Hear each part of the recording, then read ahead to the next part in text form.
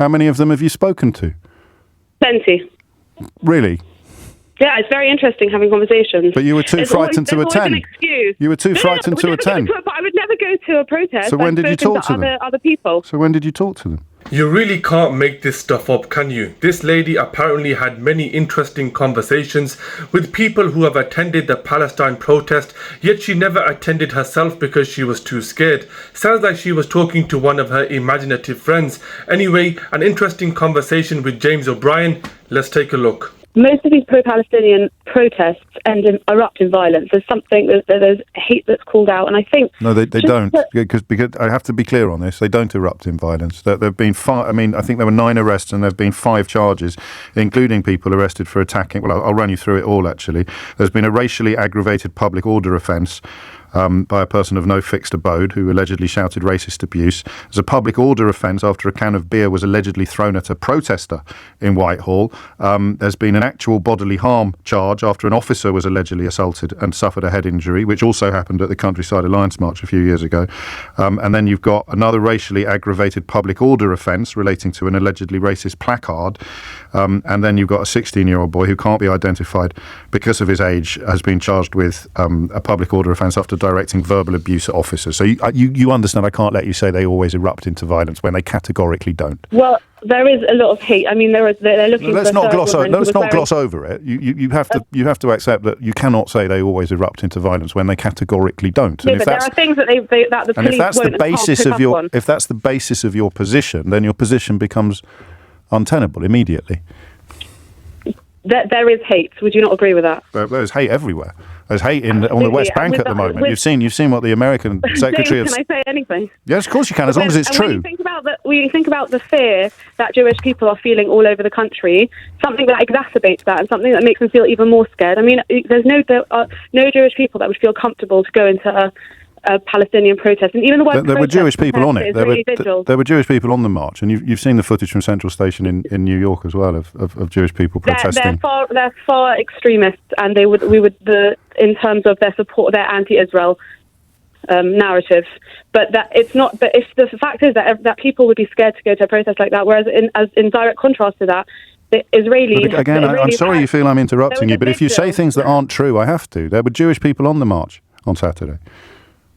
Okay, but the majority... So they wouldn't be... You can't say they'd be scared to go, can you? Thank you, James, for setting the record straight right from the start. The racially aggravated order offence, the can of beer thrown, officer suffering a head injury were all done by the far-right extremists. These were not done by protesters. 466 arrests in the last Palestine march. That's because our foolish government recently prescribed Palestine Action as a terrorist group, which saw arrests not for any violence, not for any racial abuse, but for holding placards in support for the Palestinians. We saw doctors and nurses being arrested. We saw an 89-year-old lady arrested and kept in custody for 27 hours. We saw a blind man in a wheelchair arrested. The hate is from our government. The hate is from the far right. And let's not forget the 300 British Jews who have signed a letter to reverse the unethical prescription of Palestine Action as a terrorist group. What I'm not saying is that people can't march in solidarity, but the fact is it's a protest which ends up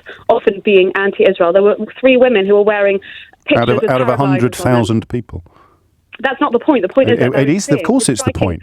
Of course, it's the point, because you can call those people hateful, you can call those people insightful, but you can't call the march a hate march because of what 3 women did. Between a march and a protest, rather than a vigil or like solidarity, there's a big difference. Well, you can call it whatever you want. With hate. No, but there is a difference. You can't dispute that. I can dispute anything I want. Standing peacefully in vigil and market and thinking about the people that the victims, etc. And absolutely, I think no one wants to see. So it's the fact that they're walking. Innocent civilians. It's the fact that they're walking. It has a much angrier tone.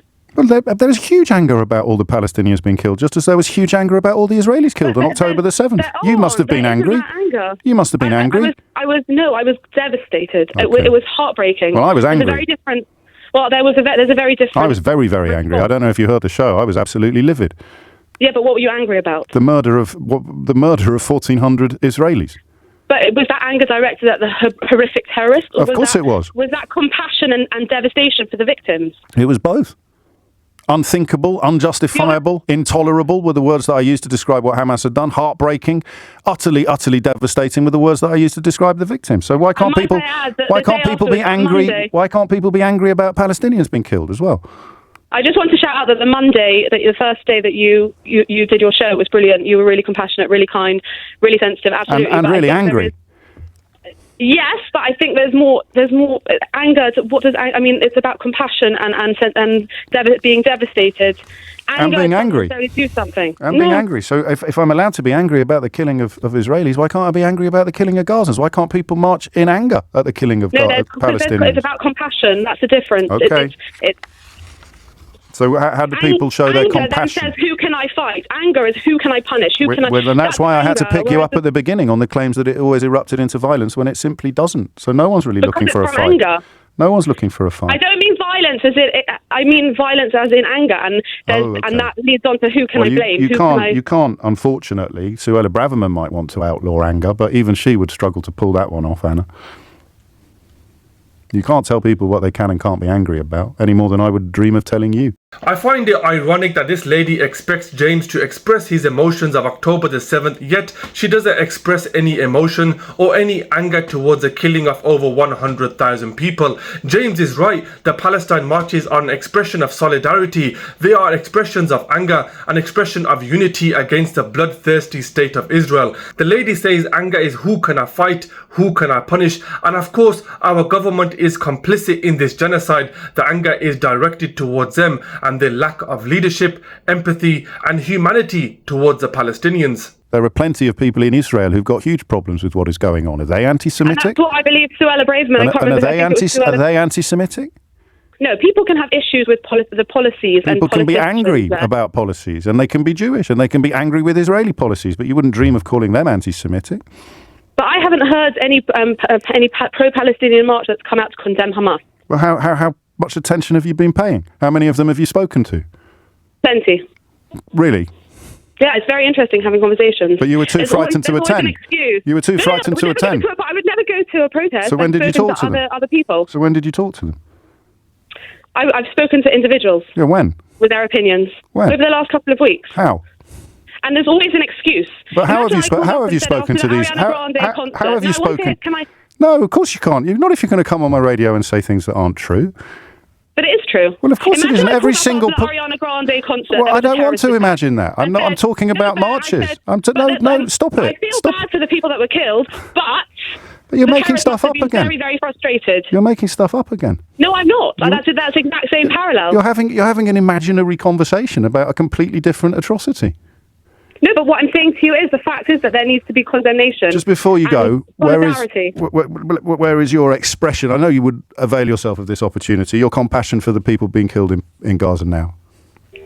Absolutely. I said that straight away. I said that earlier on. I said, I do not want to see any innocent civilians, and it's horrific, and it's heartbreaking, and I read an article... So would you call for it to end, then? I would call for Israel to do whatever it can to... But you can't have it both ways, can you? It's called self-defense. Okay, well, that's not called compassion then. And they've no, that's fine. We got there in the end. It is compassion, of course there is compassion. Well, no, because the people marching are calling for a ceasefire, and you're calling for it to continue, while complaining that other people aren't being compassionate. So the people calling for the killing to end are the angry ones who are causing fear, and you calling for it to continue are the compassionate one. Do you see where you've ended up, Anna?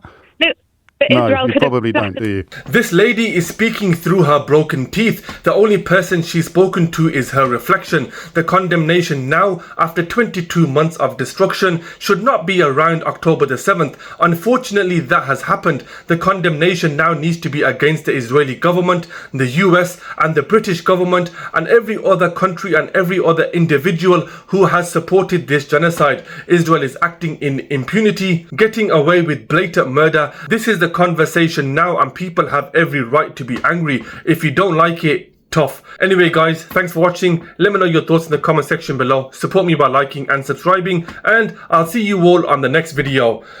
Peace out.